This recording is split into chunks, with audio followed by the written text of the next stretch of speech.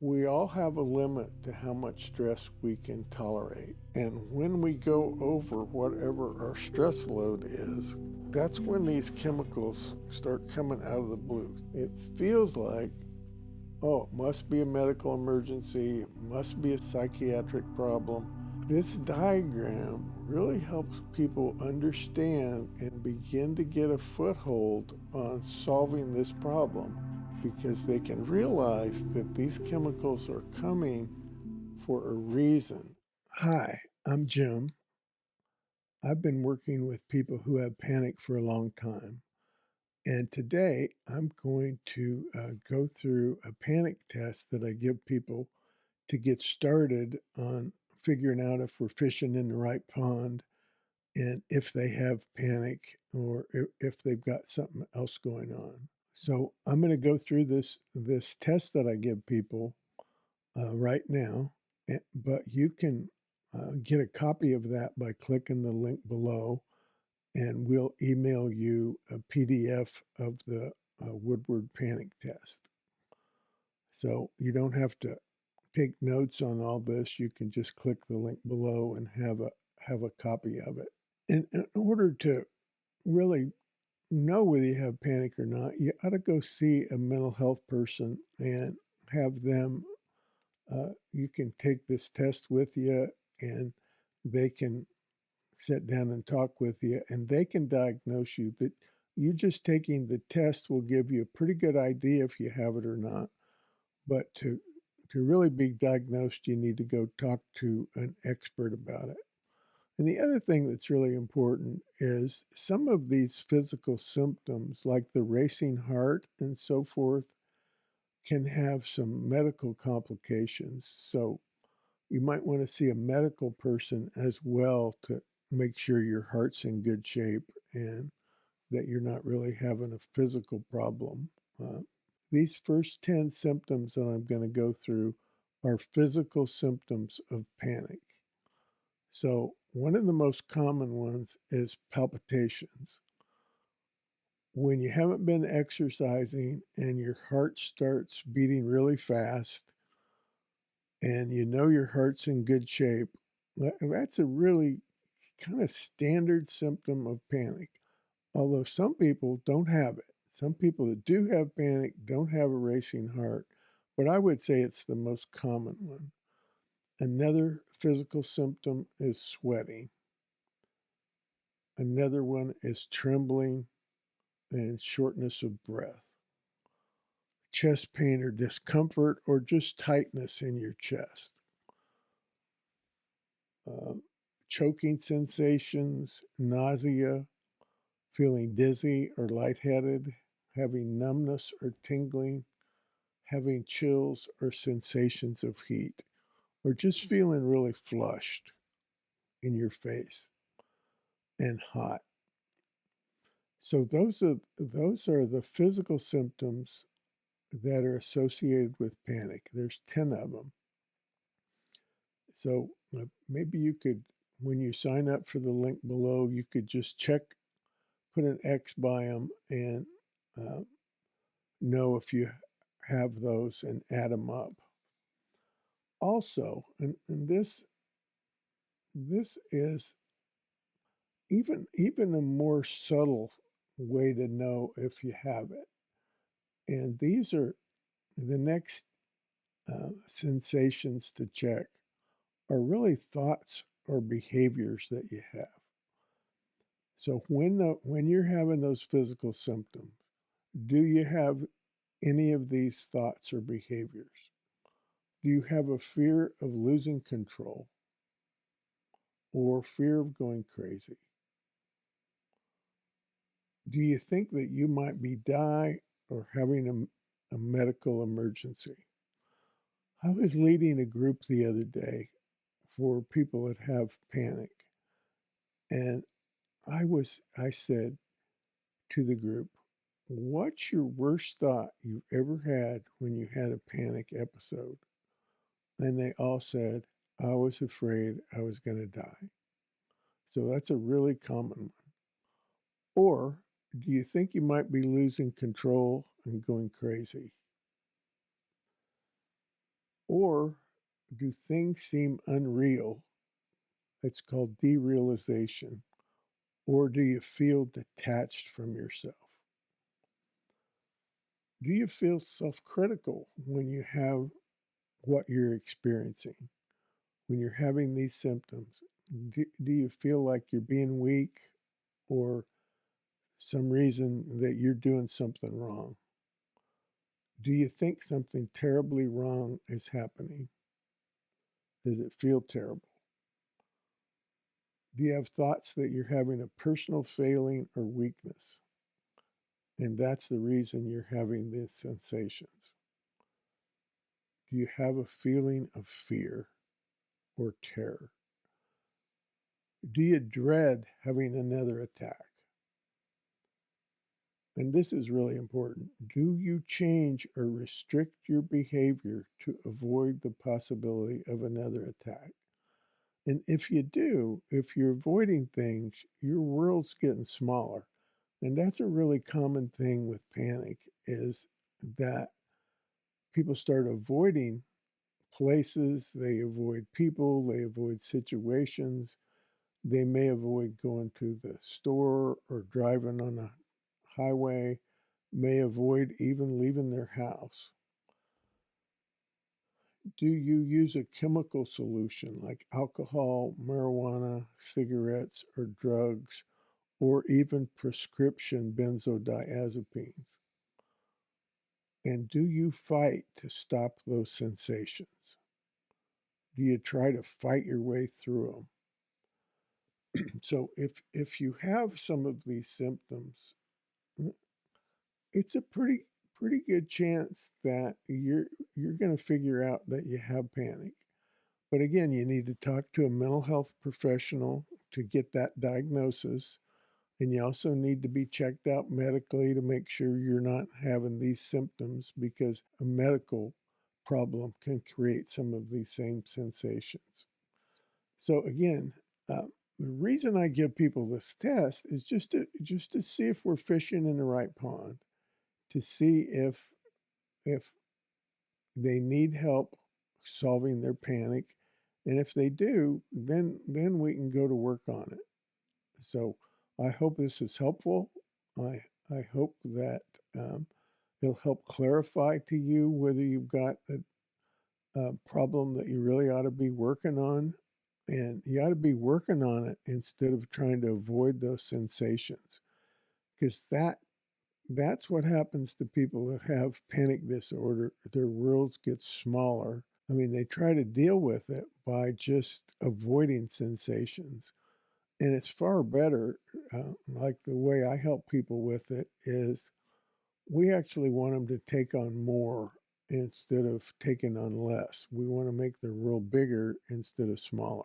If you're interested in this, if you want to know about whether you or it's likely that you have panic, check the link below. The first part of the test, the first 10 physical symptoms are, are part of the DSM-5, the Diagnostic and Statistical Manual that mental health people use, come from there. But the rest of it has to do with really how you're thinking about it.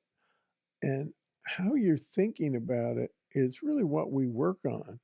I mean, when those symptoms hit, you can think you're having a medical problem. You can think you're having a psychiatric problem, or you can think this is happening to you just because you've done something wrong, or you're weak in some way, or you're flawed in some way. It's not that. These are just physical sensations that come with the release of those chemicals. And likely, and this is another thing that I want to talk about today. These symptoms happen not because there's something wrong with you. They're happening probably because you've been under stress for too long and your body is responding with a stress response, not because you're under a physical threat, but because you've stored up too much stress for too long and you've accumulated uh, more stress that you think you've dealt with, but your body's keeping track of it, and it adds up and adds up and adds up, and then you don't realize when these sensations happen, when these chemicals get released, they're really fight or flight chemicals that are coming, and they're coming uh, not because you're under a physical threat, but you're coming because those symptoms are coming because you've been under stress for too long and they've added up on you. But when they hit, you don't realize, or people don't realize, that they've been adding up. And when people come to see me and they know they have panic and we're figuring out why it came, they almost all can tell me the series of stressful events that they've been under, and how, and then we show them how we've those symptoms have added up over time, and they've accumulated over time, and then when they hit, it feels like they're absolutely coming out of the blue, and they must be caused by a medical problem or by a psychiatric problem or something terrible going on with your physical body. But when they happen and they make sense because you're dealing with a physical threat, they make perfect sense. But they don't make sense when they're coming because you've been under stress for too long. It kind of explains how these symptoms have added up over time and created what's going on with you and the sudden release of these powerful chemicals in your body.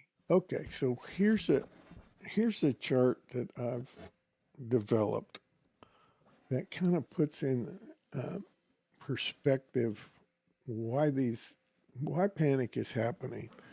So take a look at this. So let's say on this axis, the y-axis is uh, how stress accumulates in your body and in your mind. And on this axis is time. So let's say you go through a stressful event at this point in time. Your stress level goes up in a hurry, but it comes down really slowly. And then, as happens, you get in another stressful event. And I want you to see that it just adds on top of that first one. So you can think this first one's over, but it's your body's still dealing with it. And the second one adds right on top of it. And then you get, in a short period of time, you go under another stress, and then it adds up and it adds up. And now this is really interesting. See this dotted line here? Okay, we all have a limit to how much stress we can tolerate without becoming symptomatic. And when we go over whatever our stress load is, uh, that's when these chemicals start coming out of the blue. See these little spikes? That's when these chemicals are just coming out of the blue, and it feels like, oh, it must be a medical emergency, it must be a sign of a psychiatric problem. But really, uh, this diagram really helps people understand and begin to get a foothold on solving this problem, because they can realize that these chemicals are coming for a reason. It's not a sign of a medical emergency. It's not a sign, they're harmless chemicals. Actually, these chemicals that get released are epinephrine, norepinephrine, dopamine, and cortisol. Now think about that. One of them is dopamine, and dopamine is a chemical that's supposed to make you feel pleasure. But I'm telling you, nobody's feeling pleasure when these chemicals come out of the blue, because they come with terrifying thoughts. These symptoms hit, and we don't want to underestimate the risk because we learned through evolution that if we underestimate risk, we can die. When we overestimate risk, and that's what we do, we overestimate risk when these chemicals are coming because they don't make sense in the context of these individual stressors. But what the diagram shows is they've added up, and that's likely why you're having these symptoms come all at once because you're having a false alarm, and that false alarm comes because you've been under stress for a long time and you think you've dealt with it. You think it's behind you, but your body's keeping track of it and it's adding up in your body. So, anyway, there's a reason you have it. You haven't gone crazy, you haven't developed a heart problem. The reason you're having it is these physical symptoms that are supposed to help you deal with risk and danger are simply coming at the wrong time. And they're coming because you've added up stress over time and it's caught up with you. So anyway, if you want a copy of this test, please click the link below and we'll send you that test, and hopefully it'll help you figure out if you have this problem or if you don't. But in order to get the diagnosis again, you ought to first be sure you've seen a medical person so you know you're not having some medical issue, and you ought to see a mental health person because they're the ones that can diagnose that for you. Yeah, and um, I've been helping a lot of people with panic. So if you figure out you have this problem, click the link below. Taking this test can really help you understand what's going on, especially with the diagram that I just showed you. This can really help you understand that you're not having a medical heart attack and you're not going crazy, you're not losing control. You're you're just having these chemicals that have come likely because of accumulated stress. And that gives you the first foothold on really figuring out this problem. Because we could think about this problem as a medical problem. We could think about this problem as a psychiatric problem, a sign of going crazy or having some uh, sudden madness that you've uh, been struck by. But actually, this is a really solvable problem. This is a terrible problem to have. It's a frightening problem to have. But the way we get started solving it is by figuring out what's really going on instead of a medical problem or a psychiatric problem.